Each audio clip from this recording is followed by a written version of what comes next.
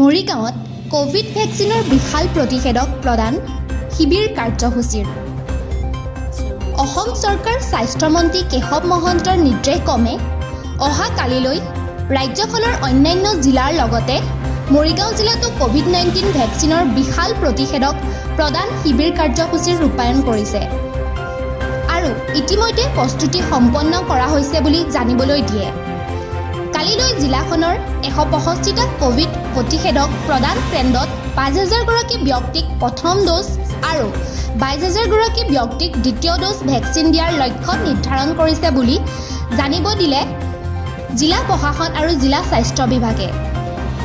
মৰিগাঁৱৰ পৰা মনোৰঞ্জন মহন্তৰ ৰিপৰ্ট IBC News Assam। শ্ৰদ্ধেয় মৰিগাঁওবাসী ৰাইজ, 17 ছেপ্টেম্বৰ তাৰিখে সমগ্ৰ অসমৰ লগতে মৰিগাঁও জিলাতো ব্যাপক ৰূপত টীকাকৰণ কাৰ্যসূচী গ্ৰহণ কৰা হৈছে।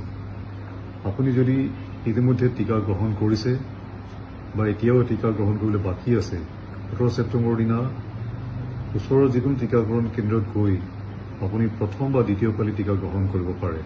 কোভিড-19ৰ তৃতীয়টো ঢৌৰ পৰা বাচিবৰ বাবে টীকাকৰণৰ বাহিৰে আমাৰ হাতত এতিয়া অন্য কোনো বিকল্প নাই। গতিকে আপোনালোকে সেইদিনা বা 23 জুনৰ আগতে যদি আপুনি প্ৰথম পালি গ্ৰহণ কৰিছে, তেতিয়াহ'লে 17 ছেপ্টেম্বৰৰ দিনা আপোনাৰ টীকাকৰণৰ দ্বিতীয় পালিৰ সময় সমাগত হৈছে। সেই দিনটোত আপোনালোকে সকলোৱে আৰু লগতে আপোনালোকৰ যিসকল লোকে টীকা গ্ৰহণ কৰা নাই তেওঁলোককো লগত লৈ টীকাকৰণ কাৰ্যসূচীত ব্যাপকভাৱে অংশগ্ৰহণ কৰক আৰু এই জিলাখনক কোভিড-19ৰ পৰা মুক্ত কৰক। এই আহ্বান আপোনালোক সকলোলৈকে জনাইছোঁ আৰু আশা কৰোঁ আপোনালোক সকলোৱে টীকাকৰণৰ গুৰুত্ব উপলব্ধি কৰি নিজকে